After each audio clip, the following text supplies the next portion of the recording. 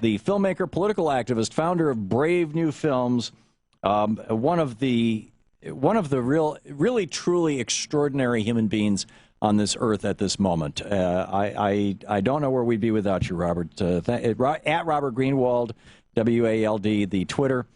Koch Brothers Exposed.com, his latest adventure. Robert, welcome to the program. Thank you, Tom. It's wonderful to be with you. Thank you. Very pleased to have you. There's a new majority in the Wake County, North Carolina School Board. Do I have that right? You do have that right. It's actually been about 6 months now, and the new majority is due to the Koch brothers and Americans for Prosperity undertaking a long-term campaign to change the way people think about education, to change the way they think about public education, and to destroy a school system that was one of the best in terms of economic, social diversity. And it's really quite tragic, but it does show the impact of their dollars and the way that they're reaching out across not just federal elections and not just state elections, but very local ones. Yeah, and let me point out, by the way, Koch is spelled K-O-C-H, not as in the drink, but a K. So Koch Brothers Exposed.com, K-O-C-H. These you in your piece, and people can go to KochBrothersExposed.com and watch the video. There's a series of segments now. You're up to what, number 5 right now? Yes, we are, and they can go there. And they're also on Facebook, where there's a fantastic group of 15,000 or so people who are very active in helping get the word around about these, or also, as you've said, on Twitter. Great, great. And you talk about Rita Rackenstraw and Karen Simon, who were school board candidates, and they had no idea that Americans for Prosperity, people think of Americans for Prosperity, they think, the big group behind the Tea Party, they think the, funders of major Republican candidates, a group that might be supporting, maybe supported John McCain, I don't know. But, you think of them as a big national group. I mean, this is Dick Armey. He's a multimillionaire, very powerful guy. I don't think most people think of Americans for Prosperity. A, I don't think they realize that it's one of the Koch brothers front groups, or that they're big funders of it, shall we say. And B, I don't think that they realize that this big national group is going to, well, these two women said, we came to a gunfight armed with knives, that they're going to go into a local school board election with millions of dollars? Well, the Koch brothers... Or hundreds of thousands? Yeah, yes, hundreds of thousands. They are driven by ideology, and their ideology and which serves their economic self-interest, and we've talked about this, Tom, and you've done an absolutely brilliant job in helping people understand how all of this works. Their ideology, their economic self-interest, part of that is proving that government can do nothing. And one of the pillars of government, in addition to Social Security, which we understand they're attacking, one of the pillars of government is, of course, public education. So we see that the Koch brothers, listen to this, have given over $20 million to think tanks in D.C., and those think tanks are turning out papers attacking public education. Then you see those attacks taken and used at the local level by Americans for Prosperity, laying a groundwork, laying a framework, and getting people to really question, gee, is public education working? And in this case, the code words are all Southern words around, the busing and local education. Forced busing is the word. Yes, exactly. the phrase. I'm old enough to remember George Wallace. Segregation now, segregation forever. In fact, you end your clip with that. Let's talk about this. And they created this alliance in Wake County, North Carolina, with the Wake County Community Alliance, the Wake County Citizens for Quality Education, Wake Cares, the Wake County Republican Party. The Republican Party, I get that. That is an institution.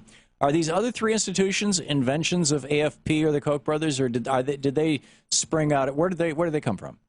Well, as we know with the Koch brothers, again, what they do is they're using the laws brilliantly, Tom, so that we can't find out exactly what and who and how they're funding, because they funded institutions that have helped turn over those laws. You know, they've been big funders of many of the organizations that filed a Supreme Court decision around Citizen United. Right. So I don't mean this in a paranoid way, but I actually think there's something for all of us to learn here, how they fund ideas, they fund long-term, they fund attacks on the judicial system, and they fund attacks on laws they don't like. So it's a long answer to say one thing we know for sure, we do not have all the information on who they're funding, what they're funding, and how they're funding.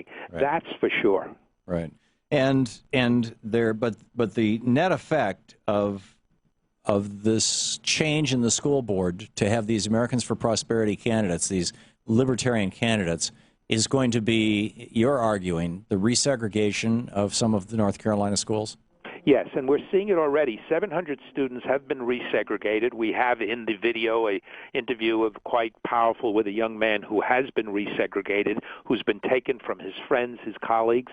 And there's a school opening that was just in the paper yesterday. It's one of the first schools in this district that's essentially a resegregated school where they put people who are poor, people of color, people who have not been doing as well into one school because they do it around geography, versus what they had was a very effective program cutting across economic, socioeconomic lines, and people in the community were loving this, Tom. That's what breaks your heart when you see this video. Here's a local school, people were loving it, and the Koch brothers, with their ideology and their self-interest, using American prosperity to convince people this is not the way you want your kids to go to school. In the minute and a half or so we have, Robert, can you describe the libertarian ideology of these guys? And you know, I mean, it's very hip right now or popular because of Ron Paul. He's libertarian.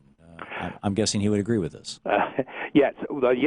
Ron Paul believes there's no government rules of any kind, and the Koch brothers, I think, in some ways, it's more self-serving because they are opposed to any laws of any kind that limit their ability to profit and to take advantage of local communities, to put any restrictions on their corporate enterprises, on their factories, and so we're seeing an organized assault using libertarian principles, but driven by greed, pure and simple. And the two work very well. They work hand in hand. And it's also important that people understand ideology has consequences. There are human victims at the center of what they're doing. Well, aren't libertarian principles and greed is good the same thing? I mean, the libertarian worldview is if everybody operated in their own self-interest, period, you'd have a utopia. Yes, and of course we know the exact opposite. But yes, that's exactly it. And the Kochs have been advocating that for many years, back with their father, who was a John Bircher, and now, I guess the libertarians might not accept all of John Birch, but it's certainly been a long, ongoing tradition where they're willing to spend hundreds of millions of dollars in all aspects to essentially try to buy democracy by pushing at the various pressure points which are subjected to money and influence. Or by the institutions of democracy so they can be shut down, right, or controlled, or regulated, or whatever the appropriate word would be, but something that doesn't look like small d democracy any longer, it seems. At least in our opinions. Obviously, I think they actually have a different opinion. Yes, they do. Yeah, okay. So, the website, and get thee over there and check it out. This is really important. Koch, K-O-C-H, Brothers, with an S, exposed.com. And there's links to the Facebook page and everything else. Robert Greenwald, Brave New Films. Thank you, Robert. My pleasure, Tom. Thank you. This is the Thom Hartmann Program.